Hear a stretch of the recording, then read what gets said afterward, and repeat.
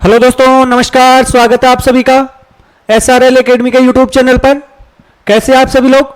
उम्मीद करते हैं कि आप सभी लोग होंगे स्वस्थ होंगे, मस्त होंगे, मजे में होंगे। दोस्तों, आज के इस वीडियो के अंतर्गत हम हमारी रिवीजन MCQ सीरीज का एक वीडियो लेकर आए हैं और इस वीडियो के अंतर्गत आपको उत्सर्जन तंत्र से संबंधित MCQ हैं वो देखने को मिलने वाले हैं।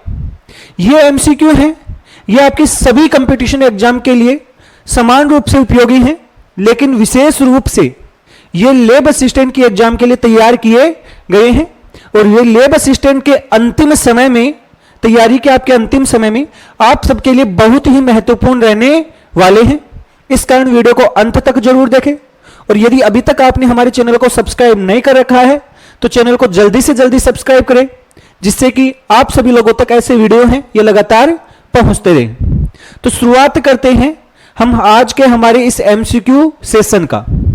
और आज के इस MCQ सेशन के अंतर्गत जो हमारा पहला प्रश्न है, उस पहले प्रश्न को यदि हम देखें तो वो क्या है, देखो भाई।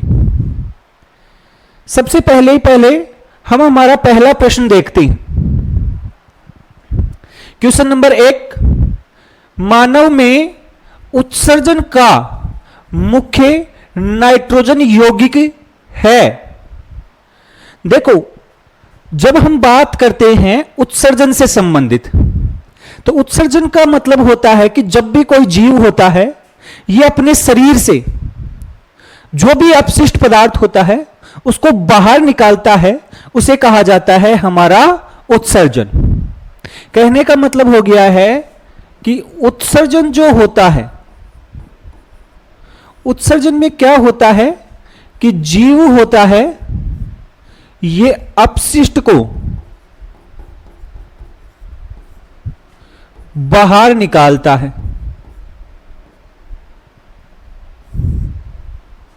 अब देखो, हमारे शरीर में अलग अलग प्रकार के अपशिष्ट बनते हैं।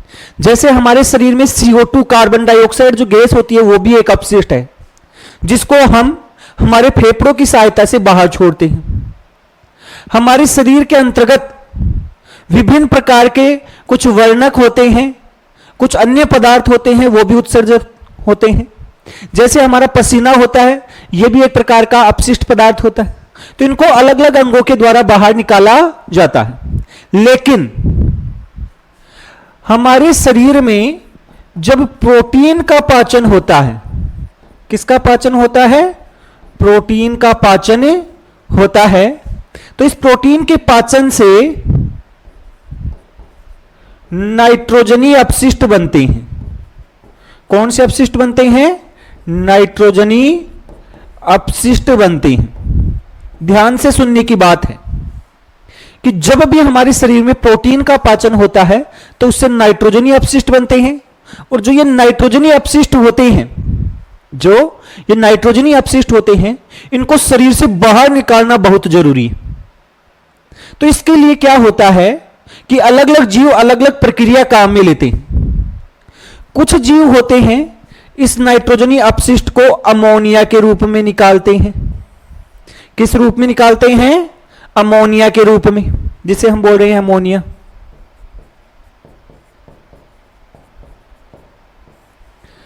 कुछ जीव क्या करते हैं, पहले इन नाइट्रोजनी अपशिष्टों को बदलते हैं किसमें? अमोनिया में। और इस अमोनिया को फिर किसमें बदलते हैं? यूरिया में बदल देते हैं। किसमें बदल देते हैं? यूरिया। और इस यूरिया को बाहर निकालते हैं। कुछ लोग क्या करते हैं, कुछ जीव क्या करते हैं वास्तव में, इस नाइट्रोजनी अपशिष्ट को यूरिक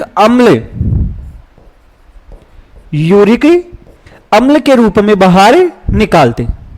तो अलग अलग प्रकार के जीव होते हैं, वो नाइट्रोजनी अपशिष्टों को शरीर से अलग अलग रूपों में बाहर निकालते। जैसे अमोनिया के रूप में कौन निकालता है?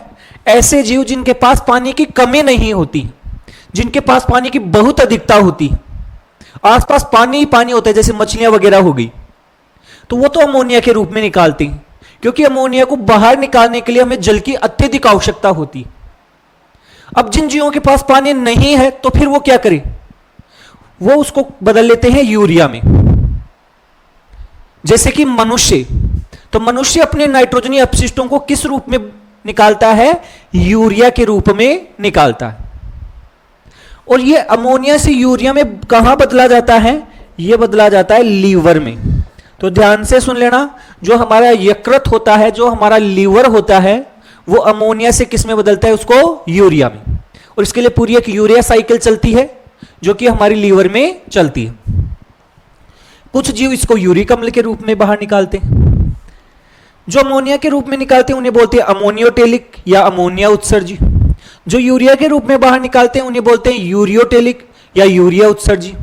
जो यूरिक अम्ल के रूप में बाहर निकालते हैं उन्हें हम बोलते हैं यूरिक अम्ल उत्सर्जी या यूरिकोटेलिक। तो इस प्रकार से 3 प्रकार के क्या हो गए हैं? जीव। ये बोल रहा है कि मानव का जो उत्सर्जन है किससे? नाइट्रोजनी यौगिकों का, वो किस रूप में होता है?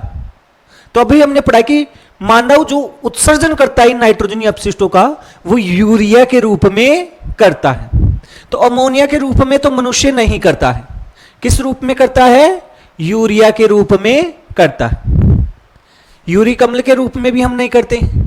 और ये क्रेटिनिन ये अलग चीज है, ये हमारा नाइट्रोजनी अपशिष्ट का जो उत्पाद है वो नहीं। तो मनुष्य में मुख्य रूप से आ जाएगा कौन सा? यूरिया। तो क्वेश्चन फर्स्ट होगा, उसके लिए जो सही आंसर होगा वो हो जाएगा आपका ऑप्शन बी। उम्मीद कर रहा हूं कि आपको यह प्रश्न आसानी से समझ में आया होगा, क्योंकि इसको पूरा डिटेल के अंतर्गत मैंने बता दिया है आपको। यहां पर केवल आपका इसका एक ऑप्शन नहीं बताया मैंने, ये पूरी चीज नाइट्रोजनी अपशिष्ट वगैरह कैसे बनते हैं, कैसे नहीं बनते हैं, ये सारी चीज एकदम क्लियर हो गई है। तो ये पूरा टॉपिक आपका क्लियर हो गया एक तरीके से। नेक्स्ट हम बात करते हैं क्वेश्चन नंबर 2। जो हमारा सेकंड नंबर का क्वेश्चन है उसको यदि हम देखें, सॉरी यहां पर ये सेकंड नंबर ही है क्वेश्चन,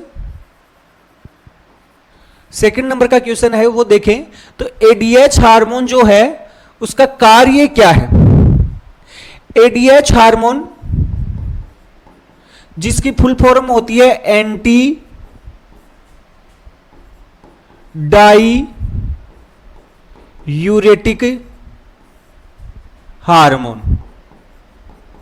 क्या फुल फॉर्म होती है? Anti diuretic hormone. या इसी हार्मोन को हम दूसरे नाम से भी जानते हैं जिसे हम बोलते हैं वेसोप्रेसिन। किस नाम से जानते हैं? वेसोप्रेसिन भी इसी को कहते हैं, एडीएच भी इसी को कहते हैं। ये जो वेसोप्रेसिन है ये कहां से स्रावित होता है?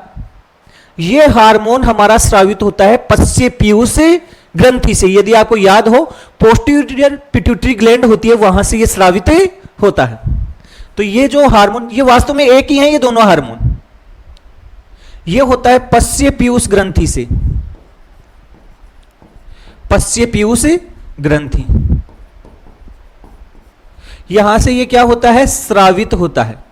लेकिन यदि आपसे कोई पूछे कि क्या ये यहीं पर बनता है, तो नहीं भाई, इसकी कहानी थोड़ी जटिल है।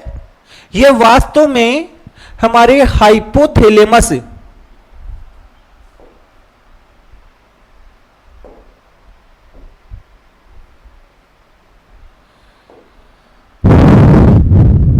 ये वास्तव में हमारे हाइपोथैलेमस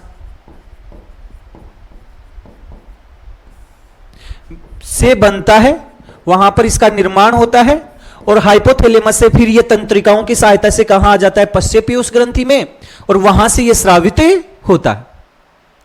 ये वास्तव में करता क्या है ये हार्मोन? देखो नाम से पता चलता है एंटी डाई यूरेटिक। ये क्या करता है? मूत्र के अंदर से जब मूत्र निर्माण की प्रक्रिया चल रही होती है उस समय मूत्र के अंदर से जल के अवशोषण को बढ़ाता है। किसको बढ़ाता है? जल के अवशोषण को, उसकी मात्रा को कम करता है। मूत्र में जल की मात्रा को क्या कर देता है? कम कर देता है। तो इसका काम होता है मूत्र निर्माण के समय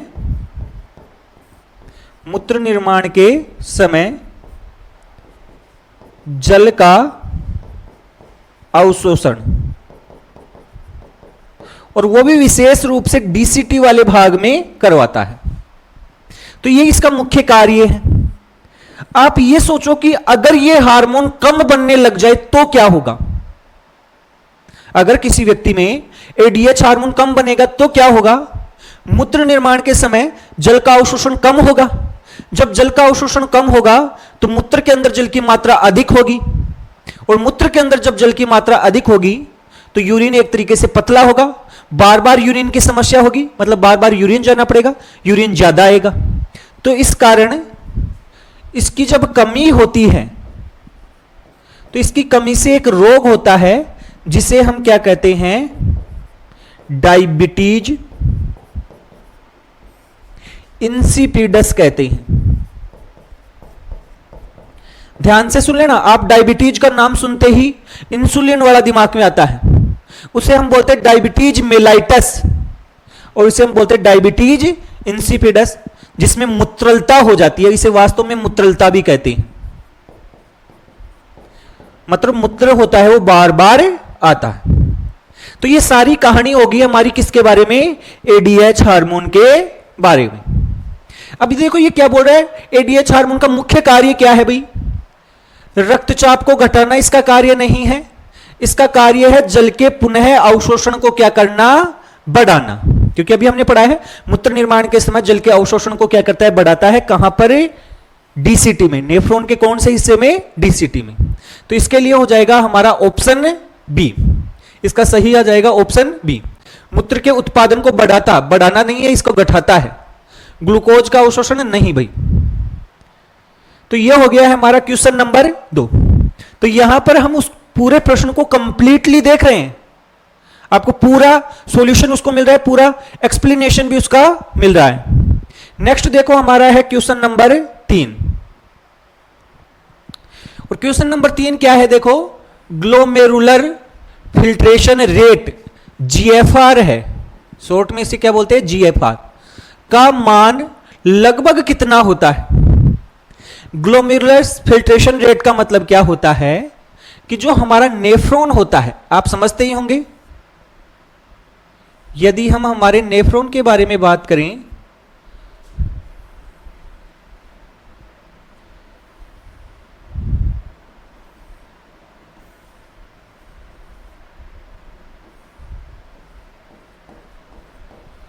तो ये हमारा बोमन संपुट है, बोमन कैप्सूल है, ये हमारा ग्लोमेरुलस है, ये हमारी रक्तवाहिनियों का एक तरीके से केशिकाओं का क्या है, जाल। इस कारण हिंदी में इसे केशिका गुच्छ भी कहते हैं। यहां से रक्त छनकर आपका यहां पर आता है, कहां आता है, यहां पर। ग्लोमेरुलस से छनकर किस में आ जाता है, बोमन संपुट में आ जाता है। 1 मिनट में, 1 मिनट में जो निष्यंद बनता है, निष्यंद मतलब फिल्ट्रेट,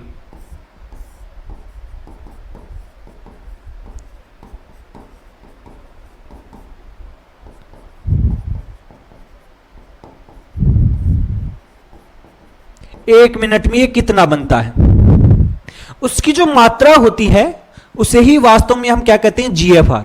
हम देखना चाहते हैं कि 1 मिनट में कितना वास्तव में जो रक्त है उसमें से छनकर कितना जो निष्यंद है वो इसके अंतर्गत आता है। तो देखो वास्तव में 1 मिनट में 1100 से 1200 ml जो रक्त होता है, ध्यान से सुनना मैं क्या बोल रहा हूं, रक्त होता है वो हम लाते हैं कहां पर, किडनी में। 1 मिनट में कितना लाया जाता है, 1100 से 1200 ml। और इसमें से कितना छनता है, कितना छनता है भाई, छनकर यहां पर कितना आता है, वो आता है आपका 120 से लेकर 125 ml प्रति मिनट। तो 1100 से 1200 ml में से 120 से 125 मिनट फिल्ट्रेट का क्या होता है, निर्माण होता है। तो वास्तव में जीएफआर के जो दर होती है वो कितनी होती है, 120 से 125 ml प्रति मिनट। ये पूछ रहा है कि जीएफआर का मान क्या है, 50 ml प्रति मिनट नहीं, 125 ml प्रति मिनट। देखो ये वाला मान आ गया, तो ये सही ऑप्शन हो जाएगा इसका। 200 मिली प्रति मिनट नहीं, 75 ml प्रति मिनट ये भी नहीं, क्या आ जाएगा, 125 ml प्रति मिनट। तो ये था हमारा क्वेश्चन नंबर 3। आप सभी लोगों को ये प्रश्न कैसे लग रहे हैं कमेंट करके जरूर बताएं। और यदि अभी तक चैनल को सब्सक्राइब नहीं कर रखा है तो किस बात का इंतजार कर रहे हैं, चैनल को जल्दी से जल्दी सब्सक्राइब करें, जिससे कि आप सभी लोगों तक ऐसे वीडियो लगातार पहुंचते रहें, आप अपने नॉलेज को बढ़ाते रहो और साथ साथ में जो चीज आपको पढ़ाई जाए उसका पूरा एक्सप्लेनेशन आपको मिले। तो आप चैनल को जरूर सब्सक्राइब ही करें। अब हम बात कर रहे हैं हमारे क्वेश्चन नंबर 4, जो ग्लोमेरुलर फिल्ट्रेशन है इसमें कौन सा कारक सबसे अधिक प्रभाव डालता है।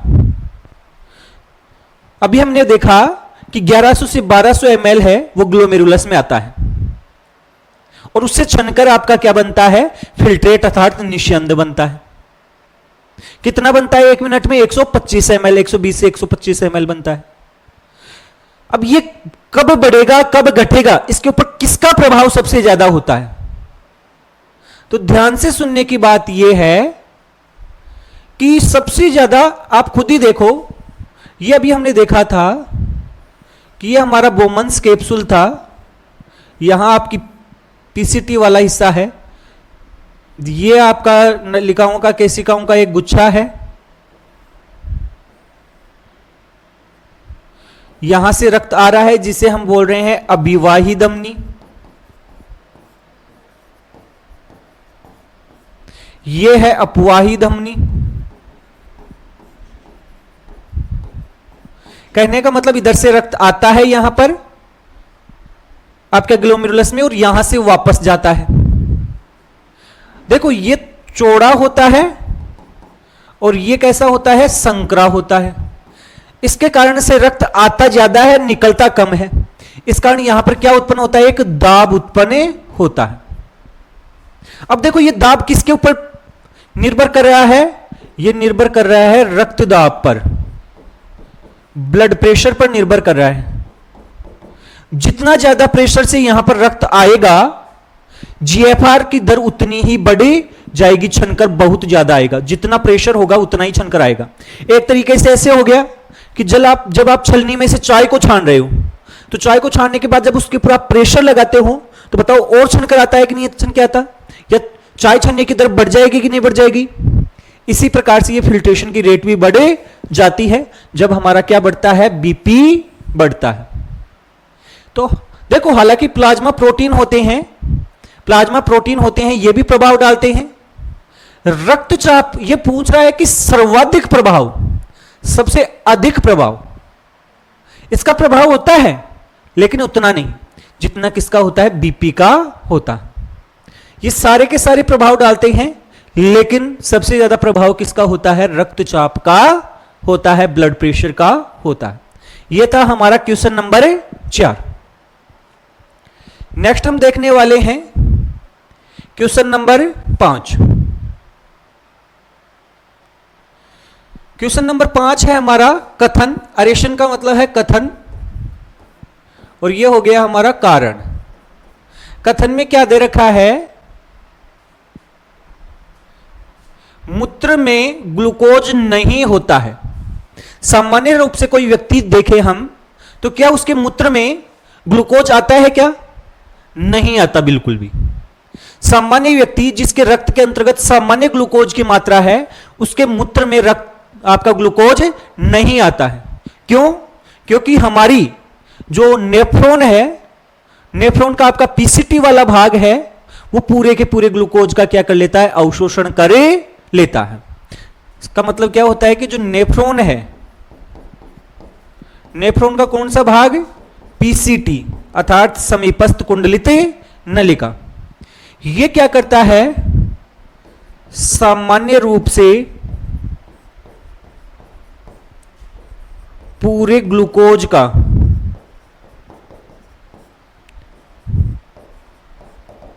पुनः अवशोषण कर लेता है। अब जब पूरा अवशोषित हो गया तो मूत्र में कहां से आएगा भी, तो नहीं आता है। तो पहली बात क्या है, बिल्कुल सही है। कारण क्या दे रखा है कि ग्लूकोज पूर्णतः पुनः अवशोषित हो जाता है। यह भी आपको बताया कि पूरे ग्लूकोज का क्या हो जाता है, पुनः अवशोषण हो जाता है। वो भी कहां होता है, पीसीटी में।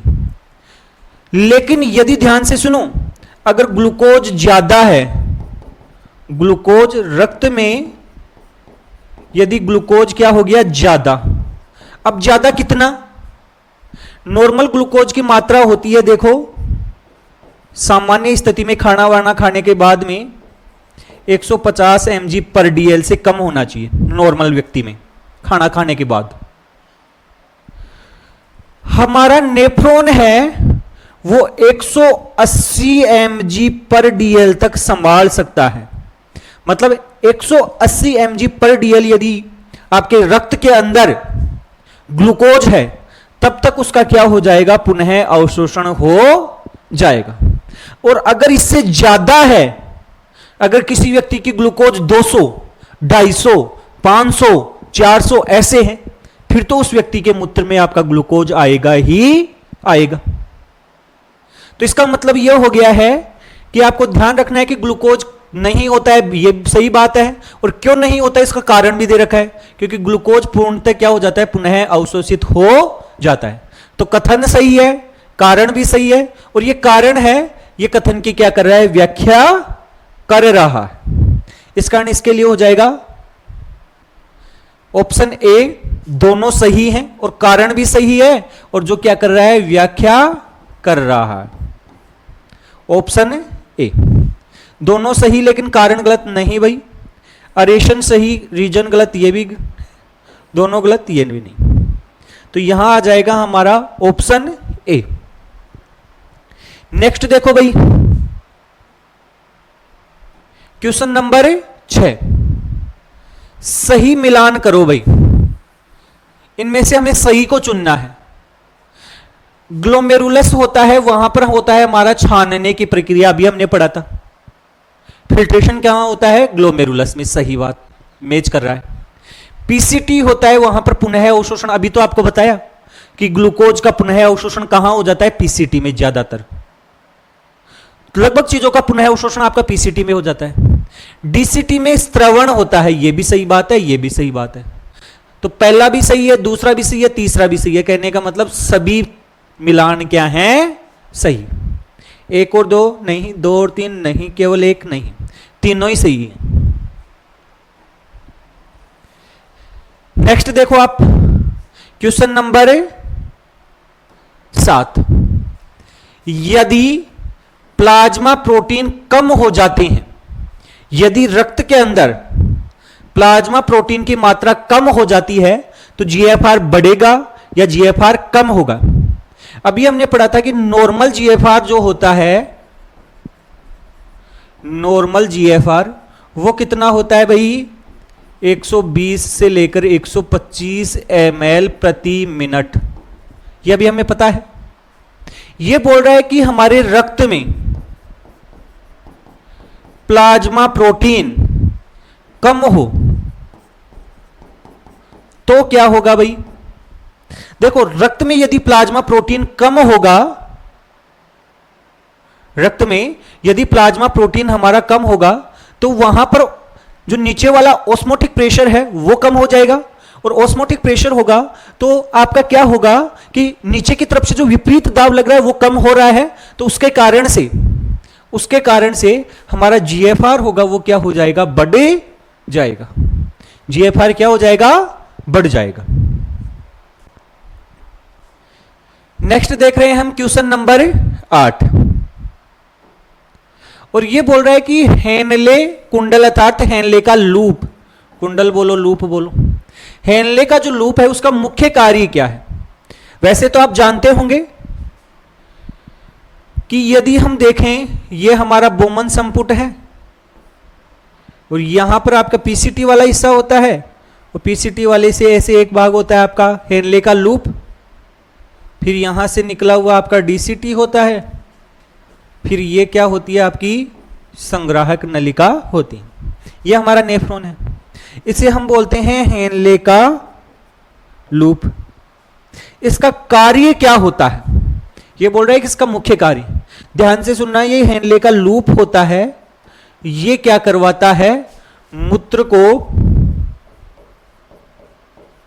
गाढ़ा करता है, मूत्र को गाढ़ा अर्थात सघन बनाने का जो कार्य है वो हमारा क्या, कौन सा भाग करता है, हेनले का लूप। ये होता है हमारा पीसीटी भाग, ये क्या करवाता है हमारा पुनः अवशोषण। यहां पर क्या होता है मुख्य रूप से पुनः अवशोषण। ये होता है हमारा डीसीटी भाग, जहां पर मुख्य रूप से क्या होता है, स्त्रवण होता है। यह होती है हमारी संग्राहक नलिका। क्या होती है भाई, संग्राहक नलिका, जो बनने वाले मूत्र को क्या करती है, इकट्ठा करती है। ये अभी आपको बताया था, जो आपकी धमनी होती है उसका एक गुच्छा बन जाता है, तो इसे हम क्या बोलते हैं, ग्लोमेरुलस। ये नीचे वाला आपको पता ही है, बोमन संपुट, बोमन कैप्सूल, और इन दोनों को मिलाकर क्या कहते हैं हमें, मेल पिगी काय। ध्यान से सुन लेना, जब हम ग्लोमेरुलस और बोमन संपुट दोनों को मिलाते हैं तो इस संयुक्त संरचना को हम बोलते हैं क्या, मेल पिगी काय। और यहां पर मुख्य कार्य क्या होता है आपका, छानने का। तो एक तरीके से आपके पूरे नेफ्रॉन के कार्य बता दिए मैंने मुख्य मुख्य। यहां पर क्षमता है, यहां पुनः अवशोषण होता है, यहां मूत्र को गाढ़ा किया जाता है, यहां स्त्रवण किया जाता है, यह संग्रह करती है। तो यह पूछ रहा है हेनले के लूप का मुख्य कार्य क्या है। तो हेनले के लूप का जो मुख्य कार्य होता है वो होता है मूत्र को क्या करना, सघन करना, उसका सघनीकरण अर्थात उसको गाढ़ा बनाना।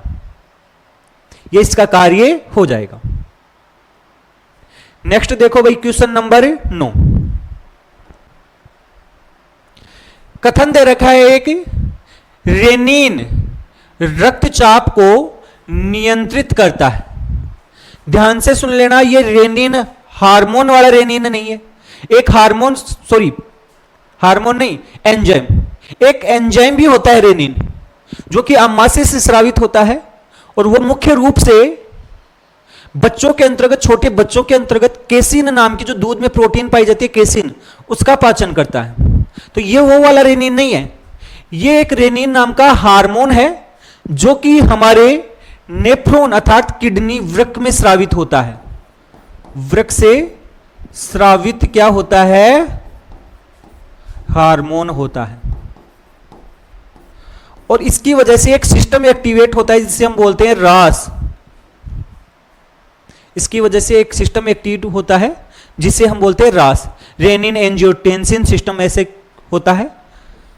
और ये एक्टिवेट जब होता है तो ये हमारे शरीर में एक तरीके से बीपी को कंट्रोल करते हैं। बीपी का क्या करते हैं, नियंत्रण करते हैं। एंजियोटेंसिन है उसकी सहायता से। तो देखो रेनिन होता है, रक्तचाप को नियंत्रित करता है, बिल्कुल सही बात है। इसका कारण क्या है, क्योंकि ये एंजियोटेंसिन बनाता है। क्या बनाता है, एंजियोटेंसिन। और ये एंजियोटेंसिन वास्तव में हमारी बीपी को कम करने का कार्य, सॉरी, ये वास्तव में क्या करता है कि बीपी को बढ़ाता है। क्या करता है, बढ़ाता है। तो ये एक तरीके से कंट्रोल करने का कार्य करता है। तो ये भी बात सही है। तो कथन सही, कारण सही है, दोनों सही हो गए और कारण भी सही है, जो व्याख्या कर रहा है। नेक्स्ट आ जाएगा हमारा क्वेश्चन नंबर 10।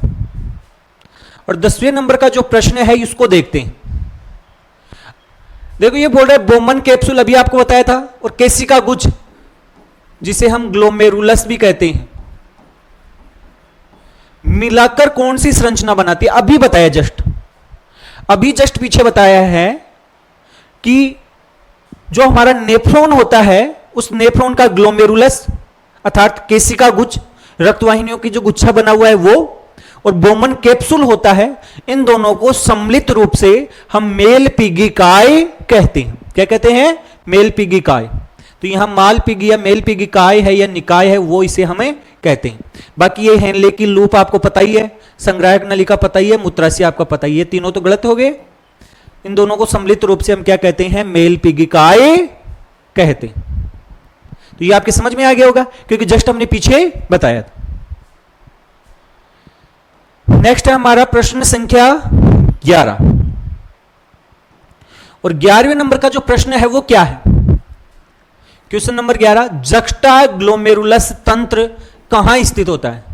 देखो इसे कहते हैं हम जक्स्टा ग्लोमेरुलस अपरेटस।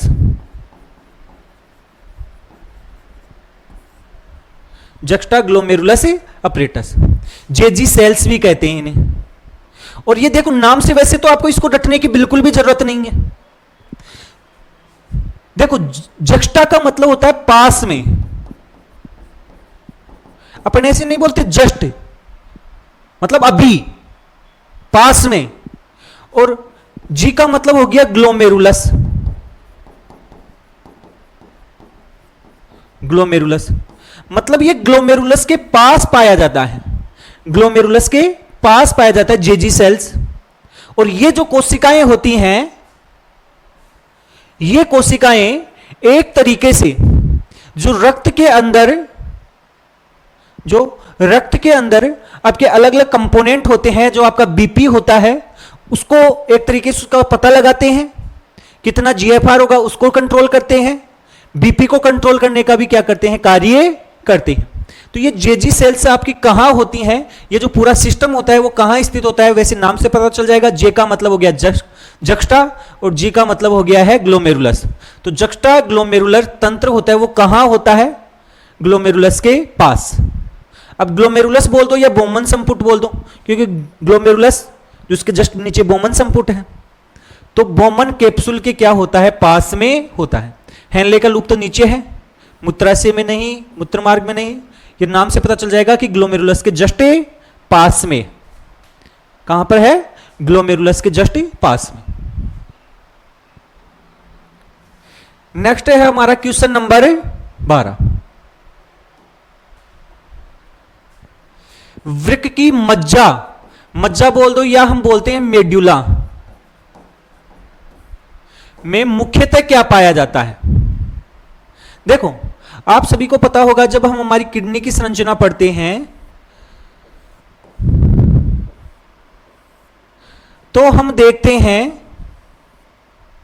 कि ये वृक्क धमनी अंदर प्रवेश करती है, वृक्क शिरा बाहर निकलती है, मूत्रवाहिनी बाहर निकलती है। यहां पर आपके पिरामिड जैसी संरचनाएं होती हैं। ये वाला हिस्सा होता है और एक ये वाला बीच वाला हिस्सा होता है। बीच वाले हिस्से को हम बोलते हैं मेड्यूला, और इसे हम बोलते हैं बाहर वाले हिस्से को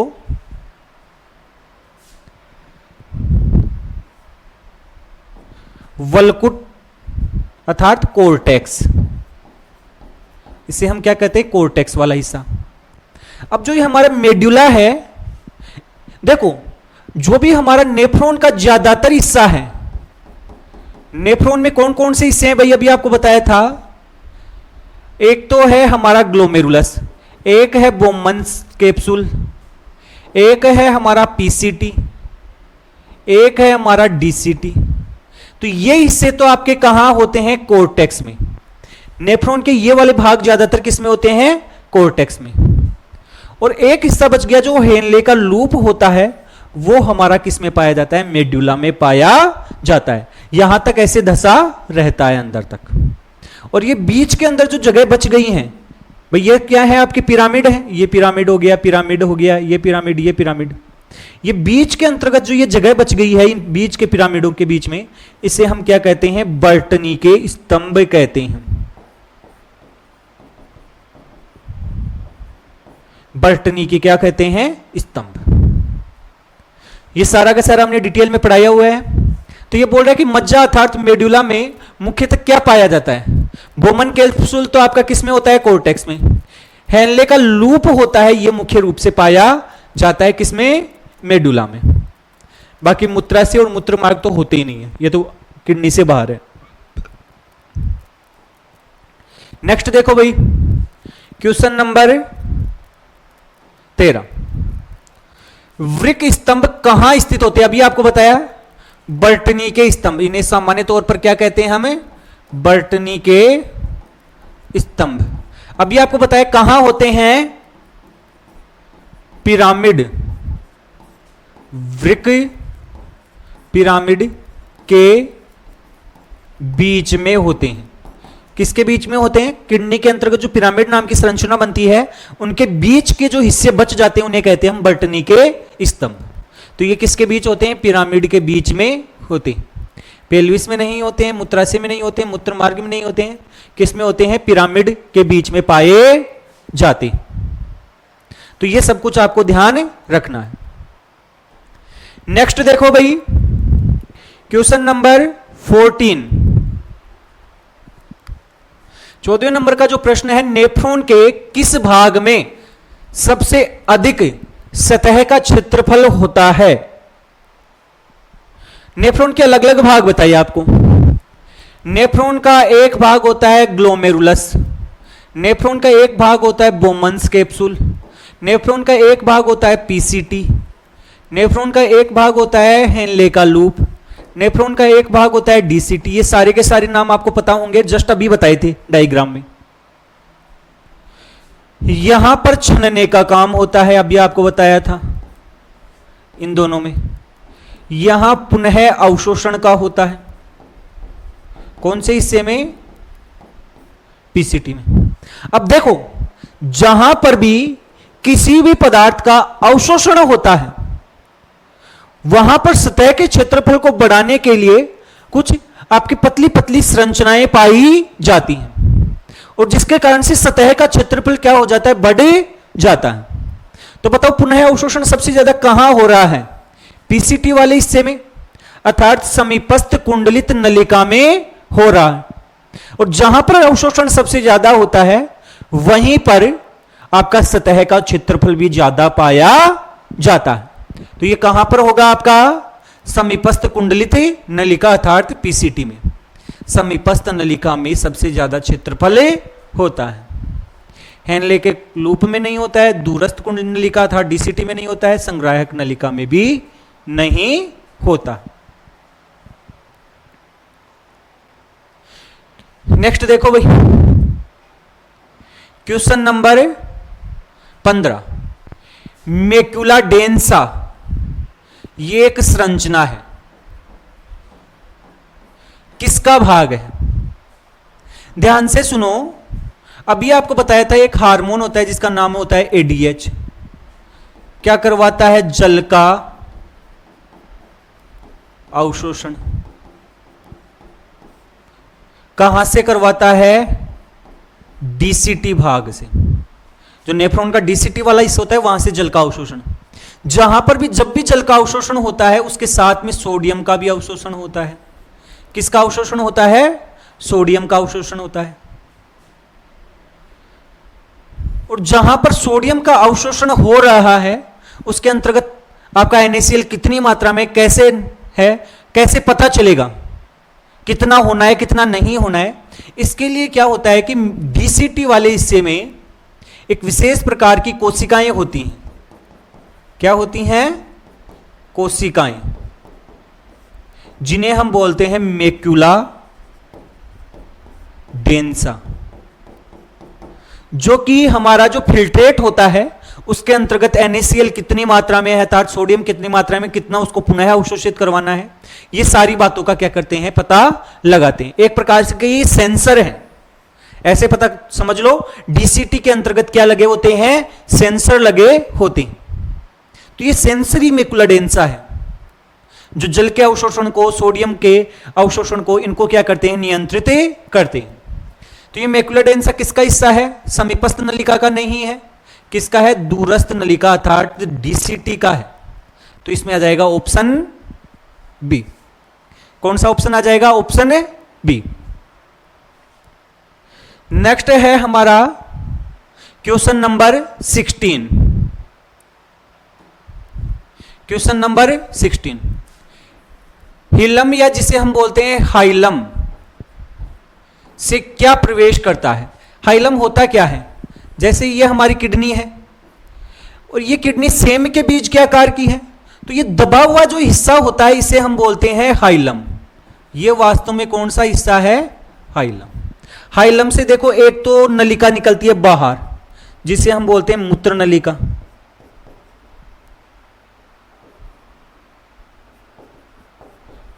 ये तो बाहर निकलती है। यहां पर आपकी धमनी होती है, ये अंदर प्रवेश करती है, और एक सिरा होती है जो बाहर निकलती है। तो ये तीन चीजें अंदर या बाहर जाती। ये पूछ रहा है प्रवेश क्या करता है? केवल मूत्र, तो मूत्रवाहिनी तो प्रवेश नहीं करती है, बाहर निकलती है। रक्तवाहिका अर्थात धमनी होती है, वो अंदर प्रवेश करती है।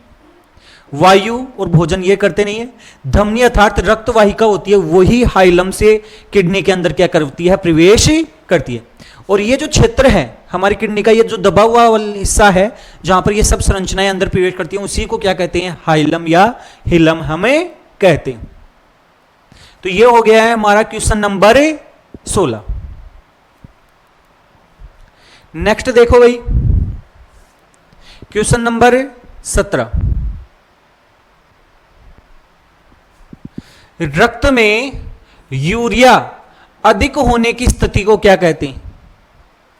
देखो, अगर रक्त के अंदर कोई चीज अधिक होती है, रक्त में कोई चीज अधिक होती है, तो उसके अंत में कौन सा शब्द मिलता है आपको? एमिया। क्या लिखा हुआ मिलेगा? एमिया। और क्योंकि यूरिया अधिक हो रहा है तो यह आ जाएगा यूरीमिया। क्या आ जाएगा? यूरीमिया। तो यदि किसी व्यक्ति के रक्त में यूरिया की मात्रा बढ़ जाती है, और कब बढ़ेगी?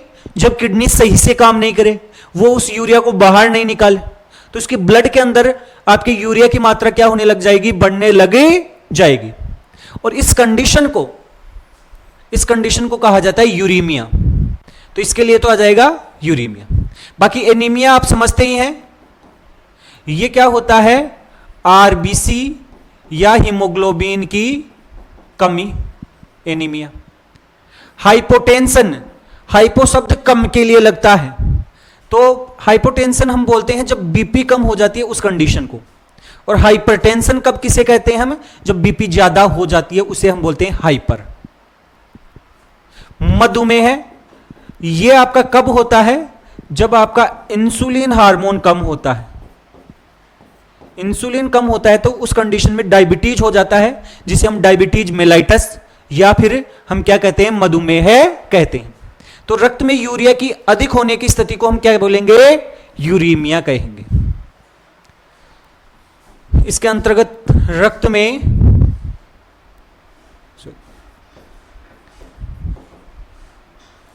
ग्लूकोज बढ़ जाता है। तो ये आपके समझ में आ गया होगा। नेक्स्ट देखो भाई, क्वेश्चन नंबर 18।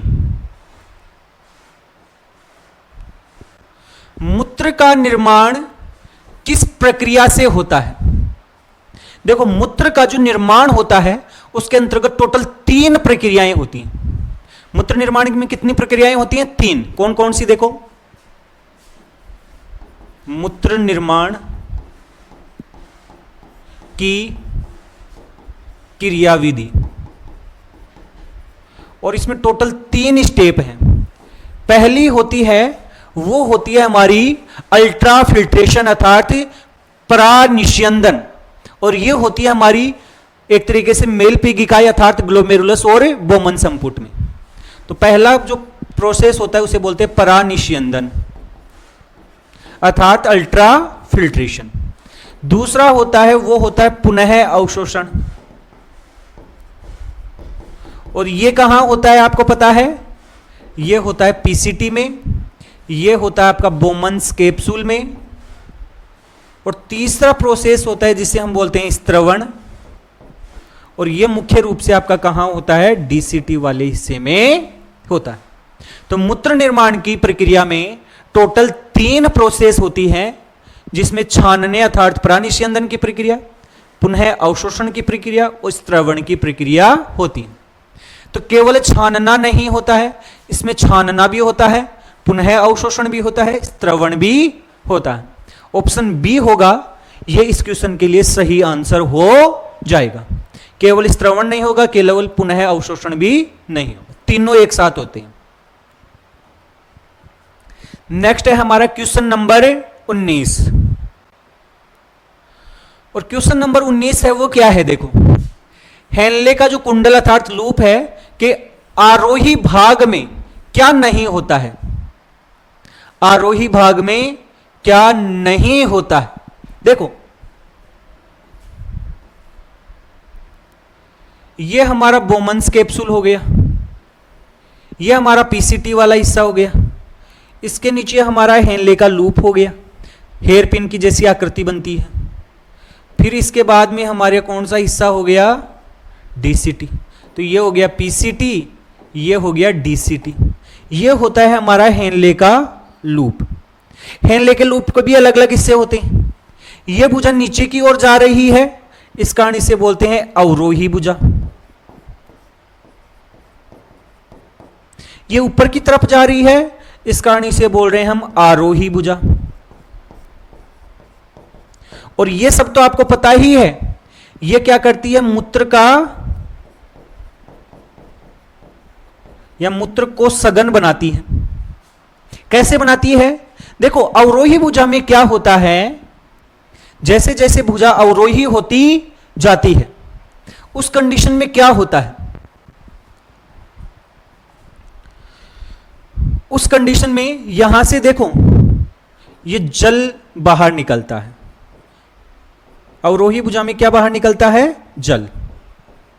तो ये जल के लिए क्या होती है, पारगम्य। कौन सी भुजा, अवरोही। यदि हम आरोही भुजा के लिए बात करें तो ये जल के लिए तो अपारगम्य होती है, लेकिन जो आयन होते हैं, सोडियम आयन विशेष रूप से अर्थात NaCl होती है, उसके लिए क्या होती है, पारगम्य। यहां से जल बाहर निकल सकता है, आयन बाहर नहीं निकल सकते अर्थात NaCl बाहर नहीं निकल सकता। आरोही भुजा से NaCl बाहर निकल सकता है लेकिन जल बाहर नहीं निकल सकता।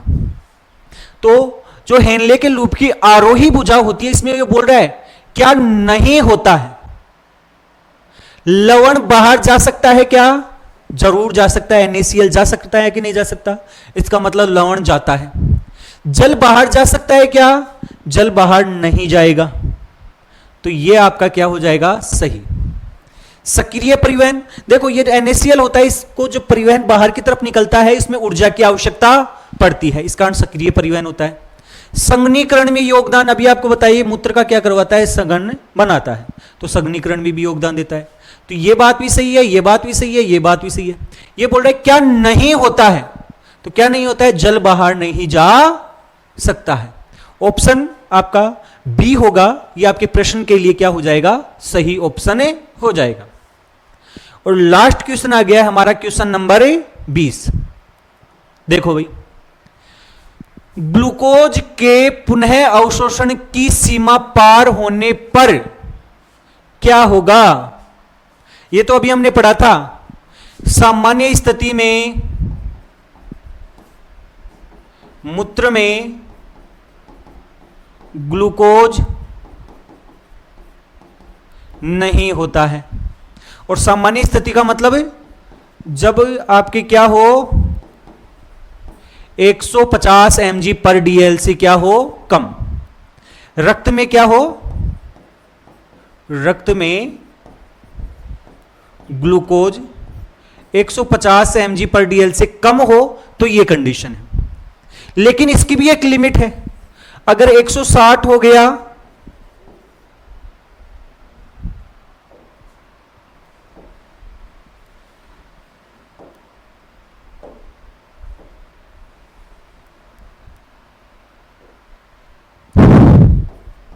mg पर dl हो गया तो भी अवशोषण हो जाएगा पूरे के पूरे का। 170 में भी हो जाएगा, 180 तक हो सकता है, ये लास्ट लिमिट है। ये रक्त में ग्लूकोज की लास्ट लिमिट है, कौन सी, 180 mg पर dl। जहां तक यदि रक्त में ग्लूकोज होगा तो उसका पूरे के पूरे का क्या हो जाएगा, पुनः अवशोषण हो जाएगा। अगर किसी व्यक्ति के रक्त में ग्लूकोज अर्थात शुगर की मात्रा 180 से ज्यादा हो गई है, लिमिट से ज्यादा हो गई है, तो उस कंडीशन में क्या होगा, फिर मूत्र में, किसमें भाई, मूत्र में ग्लूकोज आने लगे जाएगा। ग्लूकोज रक्त में रहेगा नहीं, ग्लूकोज किस में आने लग जाएगा? मूत्र में आने लगे जाएगा। और इसी कारण जो डायबिटीज से पीड़ित व्यक्ति होते हैं उनके जो मूत्र होता है उसके अंतर्गत ग्लूकोज उपस्थित होती है। यह आपको ध्यान रखना है। मूत्र बंद थोड़ी हो जाएगा, मूत्र में ग्लूकोज आने लग जाएगा और जल कम नहीं होगा। तो यह आपको ध्यान रखना है। और इसी कारण से आपको याद रखना है ग्लूकोज की लिमिट, थ्रेशोल्ड वैल्यू। देखो, वह अधिकतम सीमा जहां तक ग्लूकोज का अवशोषण हो सकता है उस लास्ट लिमिट को कहते हैं हम ग्लूकोज के लिए थ्रेशोल्ड वैल्यू। और वो थ्रेशोल्ड वैल्यू कितनी होती है आपकी? 180 mg पर DL होती। तो इस प्रकार से आपको ध्यान रखना है। तो ये टोटल आपके 20 MCQ प्रश्न थे और ये 20 MCQ प्रश्न आपके एग्जाम के लिए बहुत फायदेमंद रहने वाले हैं।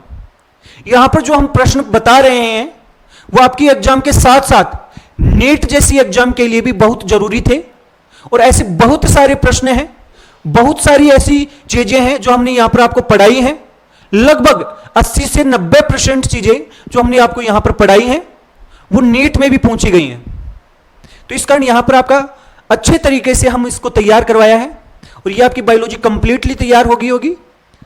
अगर आप सभी लोगों को ये सब कुछ अच्छा लगा है, सब कुछ समझ में आया है, तो वीडियो को लाइक और शेयर जरूर करना। साथ साथ में अभी तक यदि चैनल को सब्सक्राइब नहीं कर रखा है तो इंतजार किस बात का कर रहे हैं? चैनल को जल्दी से जल्दी सब्सक्राइब करें। धन्यवाद।